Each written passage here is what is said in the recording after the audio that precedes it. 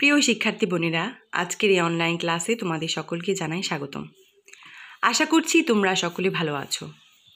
আজকে আমি নবম শ্রেণীর ফিন্যান্স ও ব্যাংকিং বিষয়ের উপর তোমাদের সামনে একটি অনলাইন ক্লাস উপস্থাপনা করতে যাচ্ছি। এবং আজকে আমরা নবম শ্রেণীর ফিন্যান্স ও ব্যাংকিংয়ের এই বছরের প্রথম ক্লাসটি, অর্থাৎ যারা নবম শ্রেণীতে নতুন, সেই নতুন বোনদের নিয়ে আজকের এই ক্লাসটি আমি উপস্থাপনা করতে যাচ্ছি। তাহলে আশা করছি তোমরা সকলে বই হাতে নিয়ে ঝটপট এই অনলাইন ক্লাসে বসে পড়েছো। তাহলে আজকে আমরা দেখব প্রথম অধ্যায়, যার বিষয়বস্তু হচ্ছে অর্থায়ন ও ব্যবসায় অর্থায়ন। আচ্ছা, এই প্রথম অধ্যায়ে আমরা অর্থায়ন কী এবং ব্যবসায় অর্থায়ন কী এই সম্পর্কে ধারণা লাভ করব। এবং আজকে আমাদের আলোচিত বিষয় হবে অর্থায়নের ধারণা, অর্থাৎ আজকে আমরা প্রাথমিকভাবে অর্থায়ন কী এবং অর্থায়নের ধারণাটা কী আজকে আমি তোমাদের সম্পূর্ণভাবে দিয়ে দিব। তাহলে আশা করছি তোমরা সকলে তোমাদের প্রয়োজনীয় বই খাতা কলম নিয়ে এই অনলাইন ক্লাসে অংশগ্রহণ করছো। তাহলে শুরু করা যাক। চলো আমরা দেখে নিই অর্থায়ন বিষয়টা কী। আচ্ছা, অর্থায়ন আলোচনা করার পূর্বে আমরা প্রথমে এই পাঠ শেষে যা যা শিখতে পারবো সেটা চলো দেখে নিই। আমরা অর্থায়নের ধারণাটা বর্ণনা করতে পারবো, অর্থায়নের ক্রমবিকাশের ধারাটা বর্ণনা করতে পারবো, অর্থায়নের শ্রেণীবিভাগ বিশ্লেষণ করতে পারবো, অর্থায়নের গুরুত্বটা ব্যাখ্যা করতে পারবো, অর্থায়নের নীতি ব্যাখ্যা করতে পারবো এবং আর্থিক ব্যবস্থাপকের কার্যাবলীটা কি বর্ণনা করতে পারবো। তাহলে এখন আমরা দেখে নিই অর্থায়নের ধারণাটা কি। অর্থায়ন তহবিল ব্যবস্থাপনা নিয়ে কাজ করে।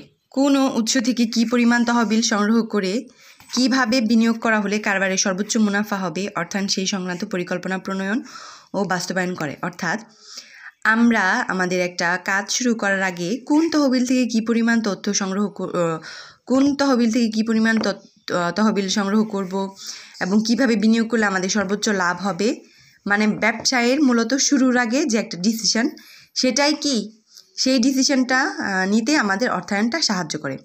অর্থাৎ একটি ব্যবসায় প্রতিষ্ঠানের ক্ষেত্রে মালামাল বিক্রয় থেকে অর্থের আগমন হয়। কারবারে মালামাল প্রস্তুত ও ক্রয় করার জন্য বিভিন্ন ধরনের তহবিলের প্রয়োজন হয়, যেমন মেশিনপত্র ক্রয়, কাঁচামাল ক্রয়, শ্রমিকদের মজুরি প্রদান ইত্যাদি। এগুলো তহবিলের ব্যবহার। তহবিলের এই প্রয়োজন অনুযায়ী পরিকল্পনা মাফিক তহবিল সংগ্রহ করতে হয়, যেন উৎপাদন প্রক্রিয়া অব্যাহত থাকে। অর্থায়ন বলতে তহবিল সংগ্রহ ও ব্যবহার সংক্রান্ত এই প্রক্রিয়াকে বোঝায়। অর্থাৎ অর্থায়ন হচ্ছে একটি ব্যবসায় প্রতিষ্ঠানে শুরু করার পূর্বে যে প্রাথমিক তহবিল সংক্রান্ত যে বিষয়গুলো আছে, সমস্ত বিষয়টা কি, কোন উৎস থেকে তহবিল সংগ্রহ করলে ভালো হবে, কোন উৎস থেকে কার কাছ থেকে নিলে কি হবে না হবে, সমস্ত বিষয় হচ্ছে কি অর্থায়ন। ধরো এখানে একটা সুন্দর উদাহরণ দিয়েছে, দেখো। তোমার এলাকার কোনো দর্জির দোকানে গেলে দেখতে পাবে একজন বা দুজন সেলাই মেশিনে কাপড় সেলাই করছে, আবার হয়তো কেউ কাপড় কাটছে বা বোতাম সেলাই করছে। ফলে একটি দর্জির দোকানের মালিককে তার এই কার্যপ্রক্রিয়া সঠিকভাবে চালিয়ে নেওয়ার জন্য সেলাই মেশিন ক্রয়, সুতা, বোতাম, কাঁচি ইত্যাদি প্রয়োজনীয় পরিমাণে ক্রয় করতে হয়। ব্যবসায় শুরুতে সাধারণত এসব ক্রয়ের জন্য প্রয়োজনীয় তহবিল সে তার নিজস্ব মূলধন ব্যবহার করে নির্বাহ করে। ব্যয় নির্বাহের জন্য তহবিলের ঘাটতি হলে নিজস্ব মূলধনের সাথে কিছু পরিমাণ অর্থ আত্মীয় স্বজন থেকেও কি ঋণ নিতে পারে। ব্যবসা চলাকালীন অবস্থায় মাসের শেষে কর্মচারীদের বেতন, দোকান ভাড়া, বিদ্যুৎ বিল পরিশোধের জন্য সে ব্যয় নির্বাহের প্রয়োজন হয়। সেটি সে কাপড় সেলাই থেকে অর্জিত আয় হতে পরিশোধ করে। এই আয় থেকে তাকে ঋণের অর্থ পরিশোধের পরিকল্পনা করতে হয়। একজন দর্জি দোকানের মালিকের সবসময় প্রত্যাশা থাকে যেন ব্যবসায় আয় থেকে ব্যবসার ব্যয় নির্বাহের পরও কিছু মুনাফা থাকে। শুধু দর্জি না, এটা কিন্তু যে কোনো ব্যবসা প্রতিষ্ঠানেরই কি, তুমি আমি সকলেরই কিন্তু এইটা কি মনে মনে কিন্তু এটাই থাকবে যে আমার যেন কিছু লাভ হয়, তাই না?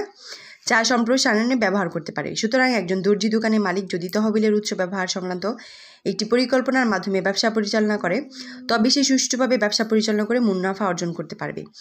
অন্যথায় দেখা যাবে কাপড় সেলাই করতে সুতা প্রয়োজন, কিন্তু নগদ অর্থ নেই বলে খরিদ্দার ফেরত যাচ্ছে, অথবা পুরাতন মেশিনটি পরিবর্তন করে নতুন মেশিন ক্রয় করার তহবিল নেই বলে ব্যবসায়টি বন্ধ করে দিতে হচ্ছে। ব্যবসায় অর্থায়নে বা ফিন্যান্সে ব্যবসায় সুষ্ঠুভাবে পরিচালনা করতে কখন, কী কারণে, কত তহবিল প্রয়োজন এবং কোথা থেকে সেই তহবিল সরবরাহ করা উচিত, তা অর্থায়ন মূলত কী করে, আলোচনা করে। তারপর দেখো বলেছে যে সমাজ সভ্যতার ক্রমবিকাশ, বিজ্ঞান ও প্রযুক্তিগত উন্নয়নে ব্যবসা বাণিজ্যের কার্যপরিধি বৃদ্ধি পেয়েছে। ফলে পণ্য বাজারে নানামুখী প্রতিযোগিতার সৃষ্টি হয়েছে। এই প্রতিযোগিতায় মুনাফা অর্জন করতে হলে একজন ব্যবসায়ীকে সুষ্ঠু পরিকল্পনার মাধ্যমে অর্থের সদ্ব্যবহার করতে হয়, যেন উৎপাদন বা বিক্রয় খরচ ন্যূনতম রাখা সম্ভব হয়। এতে ব্যবসায় প্রতিষ্ঠানটি সর্বোচ্চ মুনাফা অর্জনে সফলকাম হয়। সেই উদ্দেশ্যের সকল প্রতিষ্ঠান তার বিনিয়োগের জন্য প্রয়োজনীয় তহবিল সবচেয়ে কাঙ্ক্ষিত উৎস থেকে সংগ্রহ করে এবং পণ্য বাজারে বিভিন্ন তথ্য বিশ্লেষণের মাধ্যমে সর্বোত্তম প্রকল্পে তহবিল বিনিয়োগ করে। ফলে ব্যবসা প্রতিষ্ঠানে অর্থের আগমন এবং নির্গমন প্রবাহ সৃষ্টি হয়। অর্থায়ন অর্থের এই প্রবাহকে সুচারুভাবে নিয়ন্ত্রণ করে।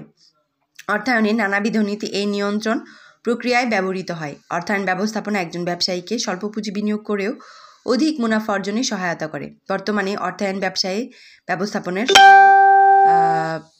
সহায়ক প্রক্রিয়া হিসেবে ব্যবহার না করে বরং ব্যবসার মূল চালিকা শক্তি হিসেবে ব্যবহার হয়। অর্থাৎ আমরা বলতে পারি যে একটি ব্যবসা প্রতিষ্ঠার পূর্বে একজন ব্যক্তিকে বা কোনো একটি প্রতিষ্ঠানকে কোন উৎস থেকে তহবিল সংগ্রহ করতে হবে সেটা বিবেচনা করতে হয়। কার নিকট থেকে তহবিল সংগ্রহ করলে বা কোনো ব্যাংক বা ব্যবসা প্রতিষ্ঠান থেকে তহবিল সংগ্রহ করলে ঋণ কেমন হবে, সমস্ত বিষয়, অর্থাৎ তহবিল সংগ্রহতে যে তহবিল যে আমরা একটা ব্যবসা প্রতিষ্ঠান থেকে সংগ্রহ করব, তো সংগ্রহ করার পর দেখা যাবে যে সেই তহবিলটা কতটুকু নির্ভরযোগ্য হবে বা ব্যবসা বা প্রতিষ্ঠান কতটুকু সৎ বা অসৎ, বা সে যদি কোনো জাল জুয়াচুরি করে কিনা, এই সমস্ত বিষয়গুলো অর্থায়ন এই সমস্ত বিষয়গুলো অর্থায়ন পাঠ করলে আমরা ধারণা লাভ করতে পারবো। অর্থাৎ একটি ব্যবসা প্রতিষ্ঠান শুরুর পূর্বে মূলধনের যে বিষয়টা, সে মূলধন সংগ্রহের